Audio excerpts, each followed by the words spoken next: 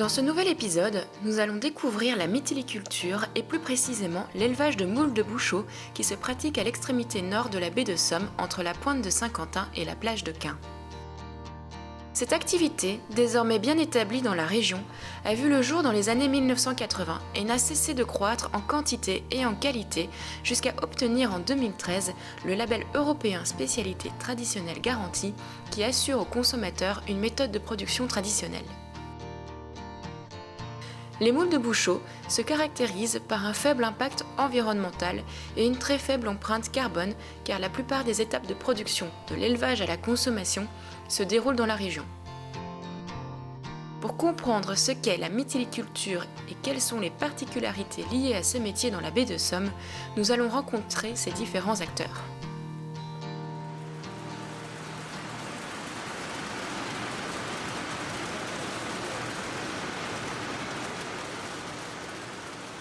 On a été baigné dedans depuis tout petit, depuis l'âge de 16 ans.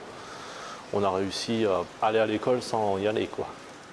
C'est les parents qui ont tout appris. Le père a commencé à planter des pieux en 81.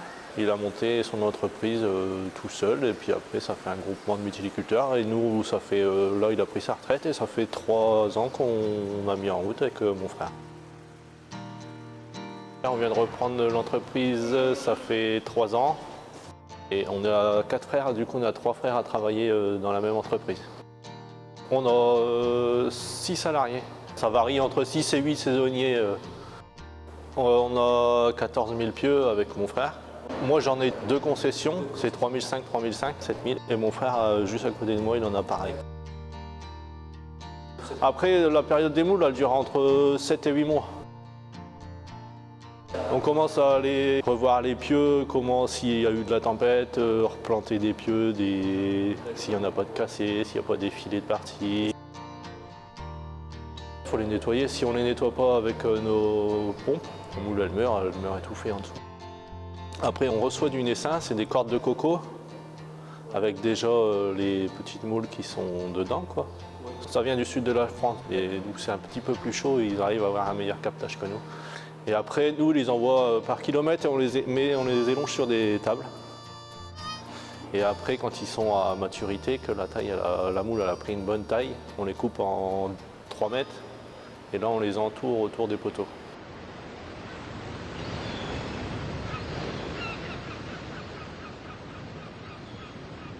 Ça, c'est au mois de juillet. Début juillet, fin juin, début juillet, là, on commence. Jusqu'à fin août. Et après, on met nos filets pour les prédateurs. Tout l'été, on est obligé de surveiller les parcs pour les prédateurs, pas qu'ils viennent manger les petites moules. C'est les goélands, beaucoup les goélands. Si on les pourchasse pas, on peut avoir jusqu'à 60% de perte.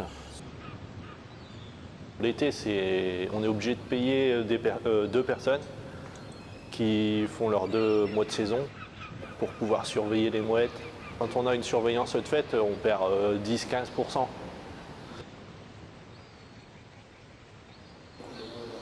Après, quand la moule elle a pris une bonne taille, qu'elle ne passe plus à travers la maille du filet, là on met le filet pour que l'hiver, les prédateurs ne viennent plus manger les moules. Sur le pieu, il y a 2 couches de moules. La première couche au-dessus, elle est toujours plus grosse que celle en dessous. Donc on ramasse la première couche et on laisse pousser la deuxième couche. Et ça, fin juillet, début août, là on commence à enlever à la machine. La première partie saison, c'est à la main. Et la deuxième partie de saison, c'est avec une pêcheuse.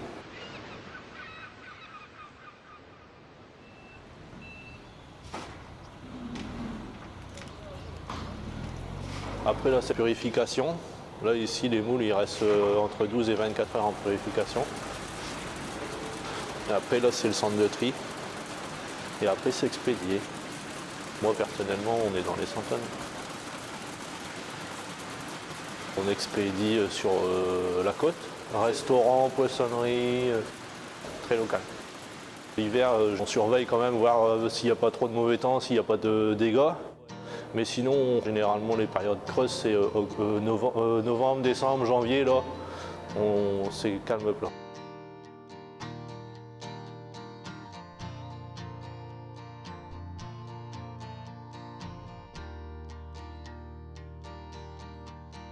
Le centre conchilicole, ça doit faire une douzaine d'années qu'il a été créé. Avant, c'était chez nous, dans notre garage personnel. C'était lavé à l'eau douce.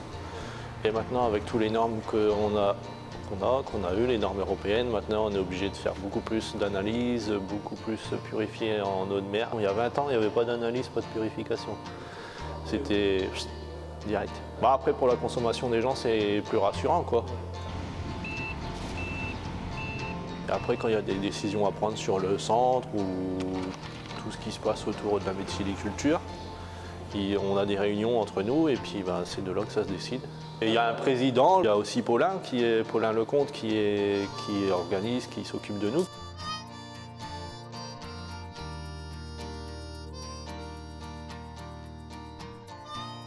Le CRC, c'est une organisation professionnelle qui a différents objectifs. Le premier de l'ensemble, c'est vraiment de défendre l'intérêt des méthyliculteurs et donc d'intervenir sur différents sujets. Ça peut être des sujets techniques, du conseil, de la communication, de la valorisation, tout un plan aussi environnemental et développement durable. C'est assez large. On touche à peu près à tous les domaines sauf au commerce. On échange quand même régulièrement avec les services de l'État, donc la délégation à la mer littorale qui gère tous les sujets conchiliculture. On peut aussi échanger avec l'ADREAL pour les sujets environnement. On échange plutôt pas mal avec tous les organismes de protection de l'environnement, puisqu'on travaille sur un milieu qui est quand même sensible, qui est l'estran et le domaine public maritime. 33 concessions qui représentent environ 115 000 pieux. Chaque entreprise a environ en moyenne 2 concessions. Ici, il y a 14 entreprises en baie de Somme qui sont producteurs et purificateurs expéditeurs. Donc, en fait, ils font vraiment toute la chaîne de la production jusqu'à la vente.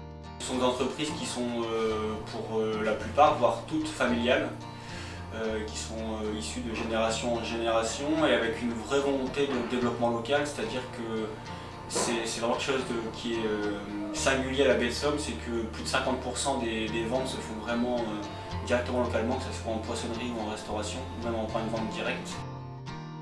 Alors en termes de production ici en baie de Somme, sur une année normale, sans problématique de prédation ou de qualité de milieu ou de vase, etc., on va être sur 1500 tonnes par an. Ce qui représente d'ailleurs environ, je pense, 2% de la production française. Les moules de Bouchot, elles doivent répondre à un cahier des charges qui est le cahier des charges de la STG de moule de Bouchot, donc qui est une spécialité traditionnelle garantie, qui est la seule d'ailleurs en France. Et donc il y a différents paramètres à surveiller, notamment la taille, qui n'est pas en longueur mais en épaisseur, donc qui est de 12 mm. On a également un taux de chair à respecter, c'est-à-dire la quantité de chair dans la moule, donc elle est testée régulièrement pour être sûr qu'on soit bien dans les bons taux de chair. Et puis, toujours à vérifier, c'est-à-dire tout ce qui est durée de purification, conditionnement, qualité en termes de couleur de chair, etc. etc.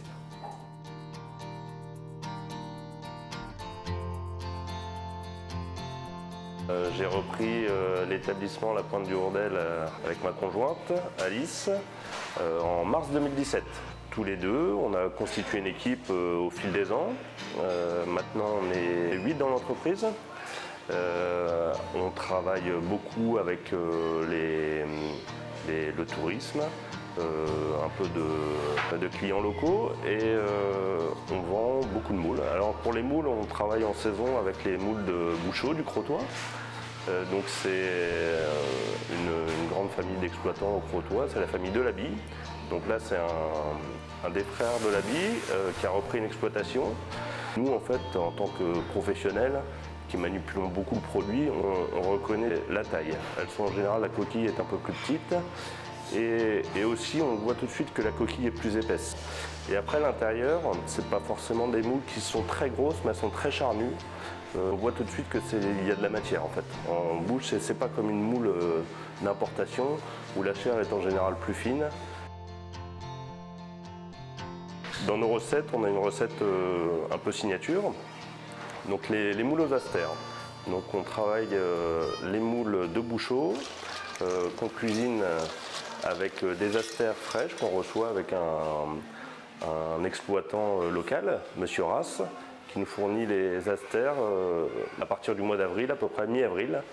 Et donc nous, on a élaboré notre recette dans laquelle on inclut ce produit local pour le bonheur des clients, je pense. Et on accompagne ça de frites, hein, parce que une moule frite, c'est la base. Et donc toute l'équipe du Rodel serait heureuse de vous accueillir pour déguster les moules aux astères de la baie.